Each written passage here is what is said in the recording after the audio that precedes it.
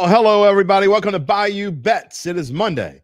It is October 30th, 2023. It is the day before Halloween, and we plan to give you all treats, no tricks, except maybe, I don't know, if Gabe comes on later. Who knows? Maybe then you'll have a trick. All right, Spencer, what's going on this afternoon? What's up, Jim? It's ready to talk Saints. LSU got some big games this weekend. LSU-Alabama, and Saints back to 500. So got the big win over the Colts. So time to party. See that, back to 500. All right. Yep. Well, before we get to the topics for today, we remind you that Caesar Sportsbook is the official odds partner of bet.NOLA.com, and we ask you politely, gently, multiple times. We'll keep asking you till you do it. Please subscribe to the YouTube channel, Bayou Bets YouTube channel, so you can always know what is going on with us every Monday and Thursday at 4 p.m. and Datitude every Friday morning at 10 a.m. All right, let's get to the topics. Pretty much you know what they are. Saints and Derek Carr rolling them Colts. It is most definitely LSU-Alabama week. We'll get to that in a little bit. 2-0 Pelicans. 2-0 with a chance to go 3-0 for the first time in 6 years, hosting the Dubs tonight at the Smoothie King Center and Monday Night Football. Talking a little ugly helmets, ugly courts. It's a whole lot of ugly later in this show. Let's see what's going on. You won't want to miss it. You definitely won't want to miss it. Trust me. We're going to show you some things later on that you don't want to miss. And I'm interested to get your reaction. By the way, anytime you want to comment or ask a question, feel free. Go in the comment section and add it in. We will show it on the screen. That leads us to the Saints, the best offensive show for the Saints in the post-Breeze era. That's right. I'm going to get some stats in a little bit. Dennis is already on board saying he's glad they won. Let's hope it's start of consistency when it comes to the offense. He is still skeptical. Of course he's skeptical. Why wouldn't you be? But Spencer, when you talk about it, the 515 yards or whatever it was, the most yards the Saints have put up since the second to last game of the Drew Brees era when he rolled over the Vikings on a Christmas day back in 2020. Hard to believe it has been that long. 42 games since the Saints put over 500 yards on the board, and they did it against the Colts. Right. And that game was the Alvin Kamara 6 touchdown game. I mean, Drew Brees just got to sit back in a rocking chair there to where this one, I mean, I've been hard on him, but Derek Carr stepped up. They needed him to step up, and he did it, because the defense didn't play that good in this one for the Saints, but didn't really matter because with Carr getting the ball out deep to Shaheed and then Taysom Hill, using Taysom Hill more. People have been calling for that, and they answered, and it paid off. I mean, he had a couple of touchdowns, used a lot as a runner. So, yeah, good to see the offense finally flowing. It took them week 8, took them 7 weeks to get it, but I guess better late than never. I think you're going a little bit. I think this is 6 straight quarters of good offense now. We talked about it this morning on Datitude. People are still bashing Derek Carr. It is mind-boggling. He now has, over his last 3 games, nearly 1,000 yards passing. The 2 games before that, he was hurt. So I'm not sure what else people want from Derek Carr. But yet, people are still out there hating on him. They want to keep hating. You want to keep hating? Hate. Go ahead. He's not going to throw for 5,000 yards like Drew Brees did, although he came close once. I think he threw for 4,600 yards once, and Raiders had some really bad O-lines. But, he just keeps doing his thing, and people keep complaining. I don't get it. Yeah, and they're going to keep hating on him until he wins a playoff game. That's just the bottom line. And so, yeah, we got to get there first. But, I mean, back to 500. The Falcons lost yesterday, so back tied for first in the NFC South. So, those odds adjusted. The Falcons still favored, though. Falcons even money at plus 100. Saints, though, not far behind at plus 140. So, the division still very much up for grabs. But, yeah, Derek Carr's going to have to – he's going to have to keep his foot on the gas. He's going to have to string together 2-3 more good games before the haters get off his back. Oh, they're not going to get off his back. I'm convinced, and we saw this with Jaden Daniels, I am convinced that if he won the rest of the Saints regular season games this year, there'd still be haters just spewing some kind of crap. Here's some stats for you, Spencer. A certain quarterback in the NFL is 18th in quarterback, not quarterback rating, in the NFL's quarterback rating, whatever passer rating. I'm sorry. You got to be careful when you say quarterback and passer. Quarterback rating is an ESPN thing. 18th in passer rating. Another is 19th in passer rating. The one that's 18th is also 15th in quarterback rating via ESPN and 16th in quarterback rating. Derek Carr is above Joe Burrow in both of those ratings. So by all metrics, not using any opinions or whatsoever, strictly computer numbers, Derek Carr is playing better than Joe Burrow this season. But yet, people want to get all over Derek Carr, and it's funny because, well, Joe Burrow was hurt. Well, so's Derek Carr. He was there for 2 games. So we saw what Joe Burrow can do healthy yesterday, Spencer. We saw what Derek Carr could do fully healthy. Let's see if this can continue for both quarterbacks.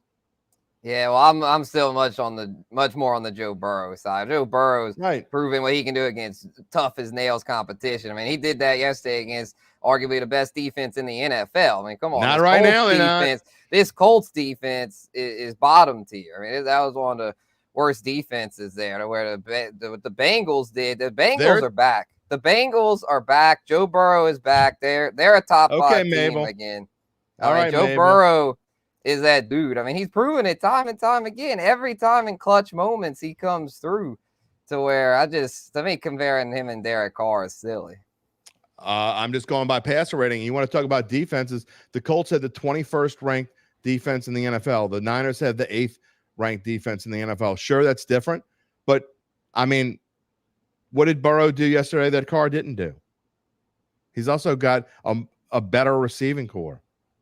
I mean, they faced a much tougher team. Their stats were similar. I'll give you that. They both had great games, but to me, Burrows was just more of a statement as opposed to the Saints just kind of needed that to survive. Whereas the Bengals are now not just surviving, they're thriving, and they need that and they're in a really tough division. The Saints, though, I mean, they needed it yesterday for sure, but in the NFC South, they could have lost yesterday and still been in the mix. They lost yesterday. They'd have been plunging they'd have been going down the roller coaster into some rabbit hole they would never got out of. Not so much because their record was 3-5. Of course, mathematically, you can do anything until you're told that you're eliminated. You're mathematically eliminated. They had the Saints lost yesterday, and I'd have called it.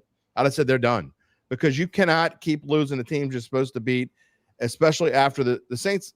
You can't lose 3 in a row. This team can't lose 3 in a row with this schedule. So had they lost yesterday, I would have wrote them off. But who knows? Who knows? We'll see the rest of the way. Well, I want to talk about the odds for a minute. The Saints' odds to win the NFC South. Spencer, we talked about it last week. They were plus 200 to win the NFC South. They're down to plus 140 now. Their odds to win the Super Bowl have remained constant at plus 6,000. Gabe had said that they had briefly gone to plus 7,000. I didn't see that, but I'll take his word for it. But regardless, plus 6,000. We're not really advocating betting for that, but I think it's interesting. This plus 140. I said last week I thought the Saints were a great value at 2-1. I still think they're a value at 1.4-1, but not quite what you could have had them at last week. And I don't think you can wait anymore because Atlanta could start riding that train down to Nowhereville. They don't even know who their quarterback's going to be the rest of the way. Yeah, last week was the week to get the Saints if you were feeling them win the South. I'm still going with Atlanta because I still feel like their defense is solid enough to get them there, and their running game with Bijan. I think in the second half, Bijan Robinson really hits his stride. I know he hadn't been quite as good as us fantasy football players were hoping he'd be so far, but I think he's going to really get in a groove, and that Falcons offense will do enough. I mean, they're not this team. None of these teams are very good. I'm not saying the Falcons are a good football team. I would not waste a dime on any NFC South team to win the Super Bowl. You could give them all to me at 100-1. I wouldn't take any of them. See, that's where you're missing value. You can't blanketly say that. I mean, that's what Joe Blow, who watches football and gets up and goes to a party and comes home a couple hours later and turns the TV on to see what the scores are, says. If you want to make money, you can't say things like I would never bet a dime on so-and-so or whatever. You just can't say that, a blanket statement. And as far as the Falcons defense, I'm going to give you a little stat. Will Nevis threw for 4 touchdown passes. His first game ever in the NFL. You know how many 4 touchdown passes he had in SEC games in his college career? That would be goose egg, 0. And he did that against the Falcons defense that knew they needed to step up because, honestly, the offense really didn't need to do all that much if the defense is going to play decent. It wasn't even a Derrick Henry game. It was Will Levis. It was Will Levis finding DeAndre Hopkins and every other bad receiver that's on this football team. but yet he threw for 4 touchdown passes. So you can't tell me this Falcons defense is any good. I've lost whatever little respect I had for the Falcons defense. I have none now. So they didn't have film. Didn't have film on him. Didn't expect it to be Will Levis. Got to give Mike Vrabel a lot of credit. They really disguised it, thinking that it might be Malik Willis, and so that's one of those deals to where that if you don't have film on somebody, it can throw you off. I mean, there's a lot of times where a quarterback in their first game looks good because of that. So I'm not at all buying Will Levis being a thing. You're blaming no film on Will Levis, who I think there's a consensus between all of us here at the Bayou Bets crew. We've been talking about it for months. I don't think any of us. I don't think there's a single person on this staff that thinks Will Levis is a long-term NFL quarterback. You can tell me I'm wrong. Maybe you said it. I know Gabe and I don't think so. You can tell me if you think he is. And I'm not talking about one game. You tell me what you said before, because I'm pretty sure we're all on that train. Yeah. Yeah, so do I. But it was a fluke against a defense that's highly overrated. Nathaniel's jumping on the hating bandwagon. He only hates on losers. Won't hate on Carr if he's winning. They're 4-4. It's not a loser. It's 4-4 with this team. It's not losing. And you go back and you look at 2 of the games he lost. I'm not making excuses for this team, because this team is highly underachieved. I've said it a bunch of times. The O-line, the first 4 to 5 weeks of the season has been atrocious. They finally started to play better. Spencer, you mentioned it. And, one thing I definitely agree with you on is Trevor Penning's not in there, and it's making a big difference. Andrus Peat, you may hate Andrus Peat, but I thought he was okay at left tackle. He's not great, but compared to what this team has, to plug him in at left tackle and to show what Carr can do when he's healthy, and to have an offensive line that holds it up enough. He only got sacked once. It's about big difference when he has time to throw the ball. And yesterday, you don't complete deep passes to Rashid Shaheed if you don't have time to throw it. And he had time to throw yesterday. That was one of the big differences.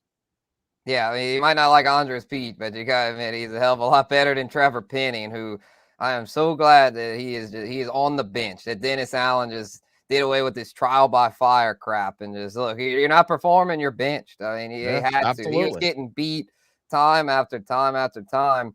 And at least with Andrus Peat, he's a veteran. He's not an all-pro, but he's someone that has experience and can at least tread water in that spot. And that's, with all the playmakers the Saints have, you just need about an average offensive line, especially if the defense can get back to what they've been doing. I know they had kind of an off day on Sunday, but with the way the offensive line was improved, it just goes to show that this team has the talent on paper to win football games. And I know I've been down on them, and you've been down on them, Jim. We both have, but we both have to admit that when things are going good, they've got the talent to win 9 games at least. There's no doubt about it. And the point is that we go through all this, and there's a couple comments I want to show, but I want to make this point first. Something kind of to what we've been talking about.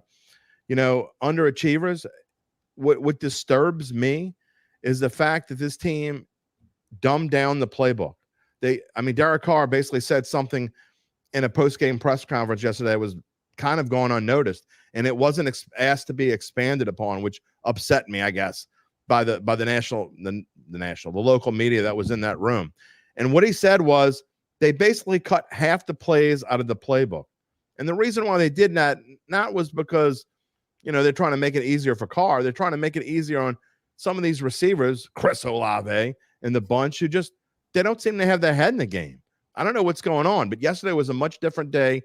Used Taysom Hill a lot more. It didn't take a genius to figure out that you needed to use Taysom Hill. You and I have both been screaming since the beginning of the season.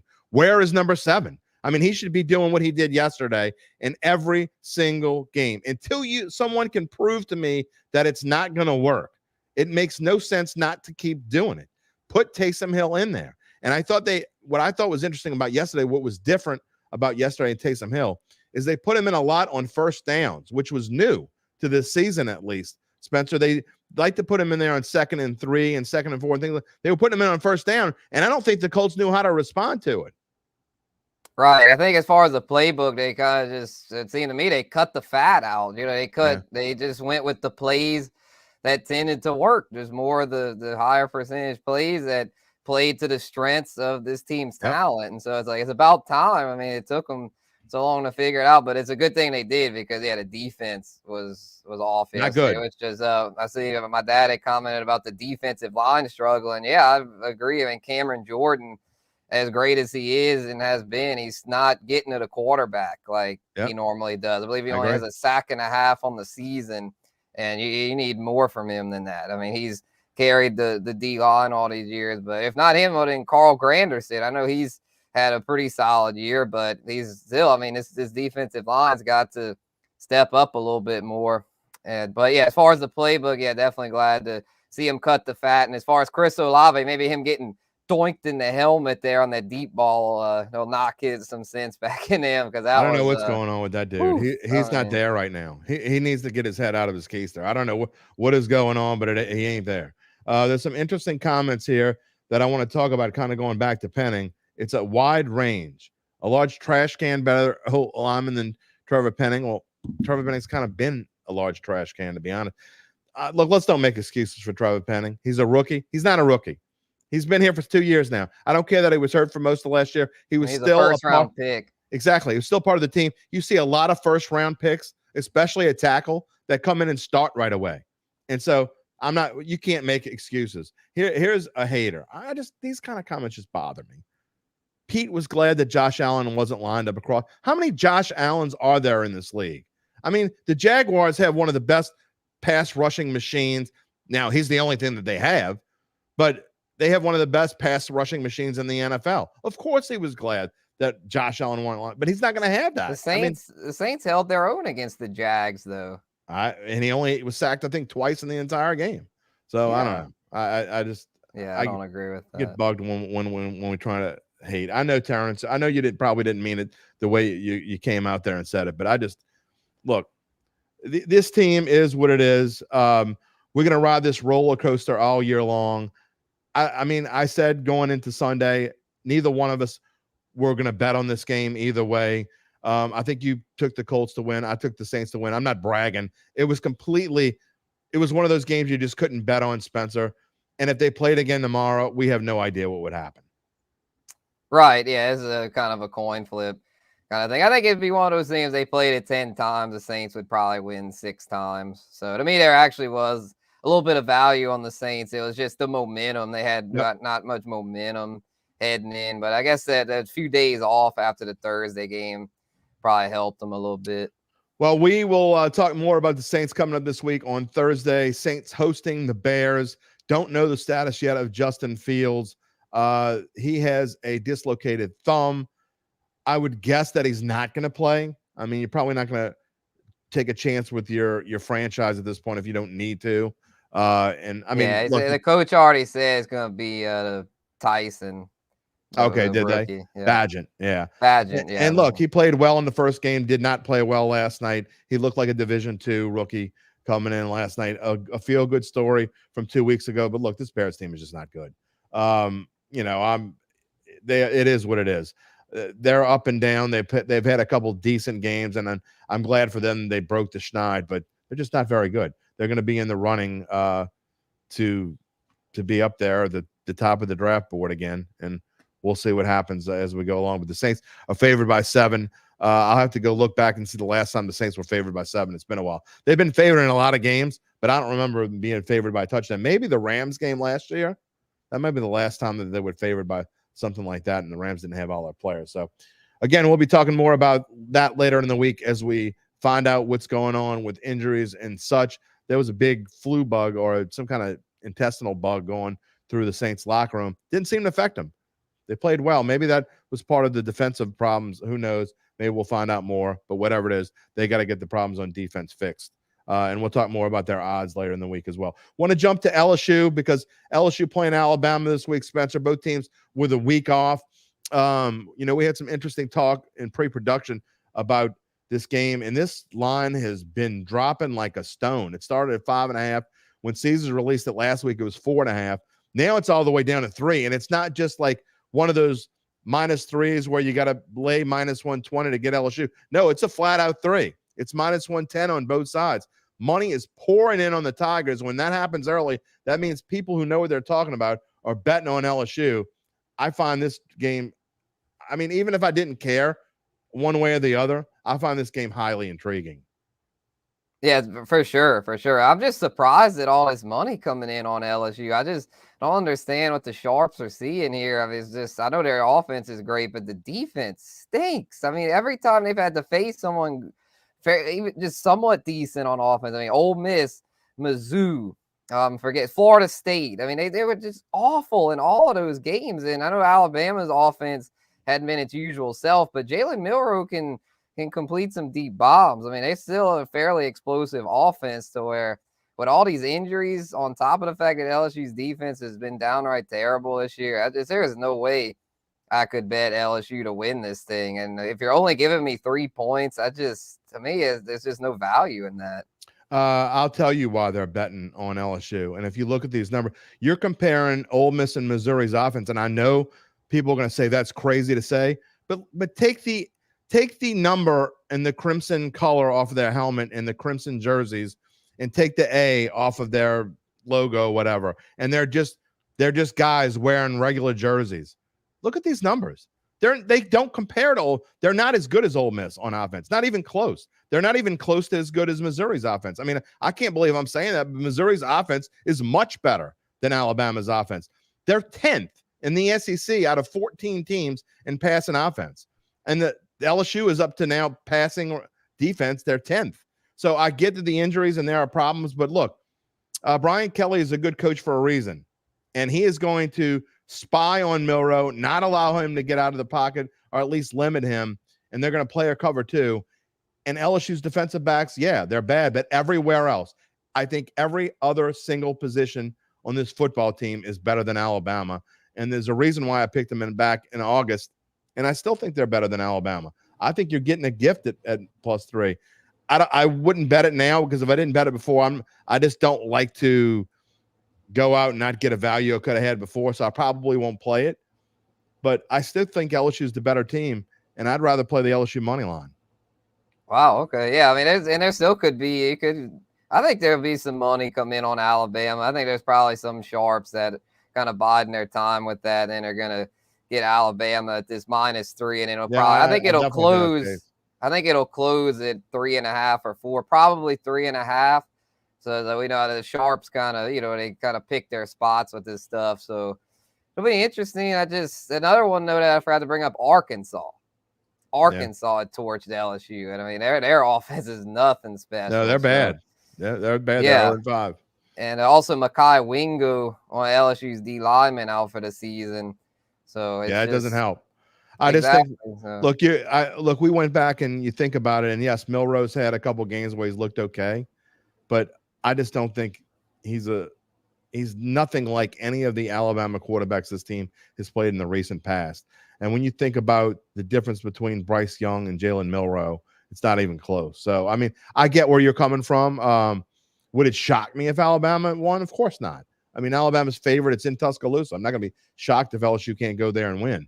I just think that LSU is the better team. I've been saying it. I think LSU is going to find a way to win like they did last year. And look, the one thing that's going against LSU is that Alabama lost to them last year. So Saban's revenge factor is up there, and he'll be ready to play. We'll talk more about this on Thursday as we learn more about injuries. But, I like these numbers. You talk about 10th ranked LSU passing defense against 10th ranked Bama passing offense. You talk about LSU's #1 passing offense against Bama's #3 passing defense. Those numbers favor LSU. They're basically what and what. And so to say Alabama's a 3-point favorite, I think this line should be more like -1 Alabama. I don't think LSU should be favored, but I don't think Alabama should be. They certainly shouldn't have been a 5.5-point favorite. And I think 3 is closer to right. And you're seeing the sharps pound on LSU, and that's why. And I agree, Spencer, that maybe later on you may see this turn around a little bit because the sharps may want to try to middle this thing. Very well could. All right, let's talk about Tulane for just a minute because I want to finish with we still got to talk about the Pelicans and Monday Night Football. So very briefly, Spencer, I don't think either one of us were very impressed by what the Wave has done. Not only that, it's a couple of weeks in a row now. I'm worried about their defense. We talk about their defense all the time, although they didn't allow a ton of yards, only 271 yards to a potent Rice team. But still, to allow Rice to come back in this game, and then have to hold on for victory 2 weeks in a row when they're a double-digit favorite, they got to fix some things. Yeah, for sure. I think this is a good get-right spot for them this week. They catch a break here. East Carolina stinks. I thought this line would be more like 20, but I guess the books are, have been losing money with Tulane not covering. So, I think this is a week, though, to get back on track. I know it's on the road, but ECU, I think they only have one win on the season. They're like 1-7. I don't think there's any life left within that team. They're just ready for the season to be over. And the Wave still has everything in front of them. I know they've kind of struggled these past 2 weeks, not covered, but they've got the wins that they needed against fairly decent teams. Rice is one of the better ones in AAC, and North Texas is like a mid-pack team. So It's not like the Wave have just been awful these past couple weeks. So I think this is a week that they get back on track and play a complete game. Interestingly, this morning when I did this line for bet.NOLA.com, it was Tulane -17. So it's already dropped a little bit.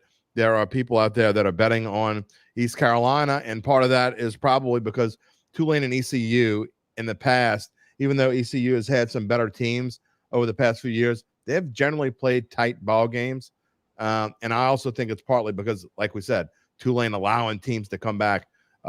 Interesting matchup there. We'll talk about that more on Thursday as well. Want to get to the Pelicans. The Pelicans, it's only 2 games, but Spencer, there's a whole lot to love about these Pelicans. We're going to find out even more tonight at the Smoothie King Centers. They're hosting the Golden State Warriors, a 4-point favorite. We'll see. Last night they were talking about Steph Curry having some foot soreness, although he played and hit 6 threes. It wouldn't shock me if he doesn't play tonight, but with the new rules, it's kind of weird. I think they kind of almost have to play him unless he's really banged up.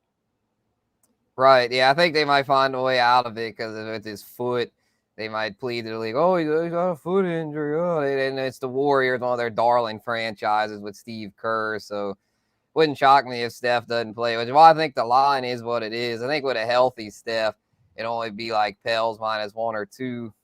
So there could be, I don't know. There's no value in the Pels. I was saying there might be a little value in there, but I just don't like the Pels in this spot. You're coming off a 2-0 against a really experienced Warriors team that's now got Chris Paul, who we all know when he comes back to New Orleans, that gives him a little extra chip on his shoulder. So I don't like the Pels in this spot. Yeah, if I had to play this, I'd probably take the points with Golden State. You're also talking about a team in the Warriors that are playing a back-to-back on the road. That's not easy to do no matter who you are. So probably more of a stay away. But I think the way the Pelicans have played, I think we're both on the same train of we're not playing it, but if we had to play it, you would take the Warriors. I would probably take the Pelicans, but maybe for a root beer or something. The one thing I find interesting on this page here is last week when we did this futures list, the Pelicans were plus 5,000 to win the NBA title and plus 2,500 to win the West. That's already been cut after just 2 victories, Spencer. Again, I don't think they're not value plays, but it's interesting how much they've dropped. And then to make the playoffs, that dropped from -160 to -200, and to miss the playoffs, I believe was even money, or it was like maybe plus 120-ish or something like that. Both of those numbers have changed as well. Yeah, I hate to say it from the Pels perspective, but to me, missed the playoffs now is a value at plus 160. I agree. Because of the fact that Zion's so injury prone and BI missed a bunch of time last year. Where one of them's going to get hurt eventually, I would think. Just going off of the trends. Maybe they'll shock the world and stay healthy, in which case maybe to win the West could be a value. At 20-1, I probably wouldn't play it, but if you're just looking for a long shot future, it's intriguing. If you're convinced that they'll stay healthy, but if you just keep getting burned by someone year after year, like with Zion, I just don't have the faith to lay any money on their futures because they're just too dependent on one individual that's shown time and time again that he's either hurt or just not having his head in it. I just can't bet on. You're not buying it yet, huh? Right. It's only 2 games. Come on. Yeah. All right. I agree with you. And we've seen him get hurt in January and disappear for the rest of the season. And we've seen him limp into a season. But look, they changed a lot of things this year in the offseason. I will give the Pelicans credit for this. They weren't putting up with this anymore. So they changed assistant coaches. They changed their training staff. Zion's working with different people. And anything that doesn't mean that it's 100% going to work. but I do like what I've seen so far, and I like his attitude so far. He seems to have a different attitude coming into this season. He seems to be more focused. He definitely seems to be in better shape. So that's impressive. We'll see how it goes. Talk to me again in a couple weeks. Before we move on and get to the Monday night preview, we told you we had some ugly things to show you. One of them is related to the Pelicans. All right, look, they have this in-season tournament thing. I don't know if you've heard about this or not. A lot of you may not have heard about it. When is this thing, by the way, the in-season tournament? Do you remember Next month. Next month. The middle of November. And Okay. then the end of it, I think, is in December. Okay, well, I'm glad they're doing this during football season, so I really don't give a hoot. Okay, because I wouldn't have gave a hoot anyway, and now I really don't. But if you expect me to watch something on these floors that they're playing on, we've got pictures of, and you can find it pretty easily. So if you want to see the other teams' floors when we're done with this, you're more than welcome, obviously, to go search Google, go search Twitter, whatever you want to search. You can find it easily. But here's what the Pelicans' floor is going to look like. The court is going to look like when they play this in-season tournament. Oh, man, what the hell is that, Spencer? Woo. Looks like somebody threw up on the smoothie. They had a bad smoothie. That lime green. Oh, man. Well, what is that thing in the lane? What are they playing? Like international, like baby? It looks like one of those courts, you go in an elementary school and they got a gym, a stage. It's all in one. I mean, that kind of looks what that lane looks like. I don't know what the hell's going on there. Yeah, it's I don't know. The people designing this may have Zoe says the purple. Zoe says the purple is Grimace's blood. And then the green is just his puke, I guess. And then the lane there, that's just El Ray says they got the baby cakes designer. Whew. The old baby. Yeah, and then they Christian, shout out to Pels beat writer Christian Clark. He is joking on Twitter how they should bring back the original Pierre the Pelican mascot for these in-season tournament games to make it to really play into the full that's scary effect. Because I don't know what that is. I mean, the purple's one thing, but that lime green, like, come on, man, that's just make it more the shade of the Mardi Gras green. That lime green, that's just. You know what else I didn't notice until just now? Cringe. Is that the NBA trophy without the basketball on it? That's behind. That's the tournament trophy. That's the trophy you get for winning this grand in-season tournament that everyone is going to be watching because this is going to get people to stop watching football. Yeah. Yeah, right. Good luck with that. Zoe wants to know, why does Pierre the Pelican look like a Scooby-Doo villain? He's just the original one. He looked like the killer. He just looked like a cold-blooded killer. Looks like something the Joker from Batman. Yeah, the old Joker from Batman, like from my kid days back, the Batman show. That's a long time ago. You probably don't even know what I'm talking about back there. All right, let's move on. Let's talk about Monday Night Football. We got about a minute and a half left in the show. Spence, tonight, Raiders and Lions. Oh. Sorry. Yeah, another Monday night snooze fest. Man, seems like Monday Night Football. It's like 1 out of every 4 games are good. It's like sometimes it's like, wow, I got a great Monday night game, and most of the time, it's just it's bad. It's just a snooze fest. It was always, until recently, Monday Night Football used to be important. Now it's like whoever. I mean, who cares who's on there? Why do they keep putting the freaking Raiders in prime time? It's like the third time this year. And the Bears. We knew going in that they'd suck. Like everyone knew the Raiders are gonna suck this year. I mean, it's embarrassing on the NFL's part. But as far as this one, though, I like the Lions here. I feel like now you're getting them at a value. They were 8.5. Now move to 7. I'll lay the 7 here. I got my Lions blue on. I'll lay the points because this Raiders team is just it's not good. I know they got lucky and caught the Packers at a good time and had a couple other ones, but just Jimmy G is a below average quarterback. So don't tell that to Uncle Big Nick. He might get upset. No, he hates Jimmy G. All right, look, I was gonna take the Lions until I saw what they're wearing tonight. I just can't bet on any team that's gonna wear this helmet. It looks like my kid drew this lion. I mean, the Twin Towers in the back. The Twin Tower. I mean, come on. Looks like, is that a Twin Towers or an 11? I mean, either way. Seriously, I can't draw worth a damn, so I can't even draw a stick lion. But I guarantee you my 7-year-old could draw a lion that looks better than that. What the hell's going on here? Yeah, that's one of those ones. I mean, I'm all for bringing back these throwbacks, but if your throwback is throwaway worthy like that, don't bring it back. Like, come on, man. Oh, man. And they're wearing those ugly, ugly gray jerseys. Ugly. Ugly. All right, Spencer. Well, you got the Lions. I've got a couple teasers that are still alive that have the Lions in it. So I just need the Lions to not they need to win by at least a field goal, and I'll be happy. So. Same for me. Yeah, I need a green big bucks week. If they do that, I'll have my best week of the year. So yeah, go Lions. I hope you have that green big bucks week. And we got, I don't know, I think I'm gonna nickname one of our cohorts Giblets. I mean, he's been so bad lately. He's turning into a turkey. I mean, he's not even a turkey. He's just the giblets. That's how bad he's been. So I mean, I don't know.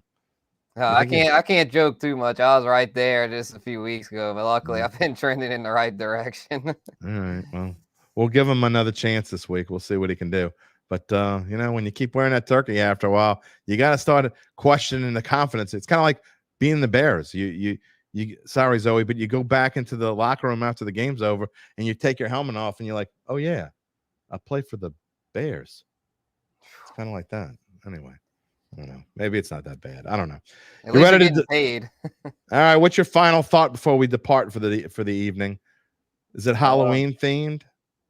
Oh, game 3 of the World Series tonight. So We'll see how that goes. It's tied up even. I'm still rocking with the Rangers, but the D-backs, I know you mentioned it earlier, they're like the cockroach that won't go away. So yeah, interested to see how that goes. And then a little plug for tomorrow. We'll have to have some Halloween themes for tomorrow. Fantasy roundup on Halloween day. I was thinking about it last night. Some like a little trick or treat segment, kind of go over how players have performed so far. I know what you could do.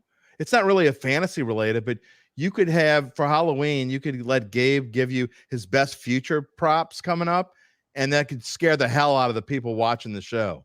Like, oh God, I'm gonna lose the mortgage again if I bet this stuff.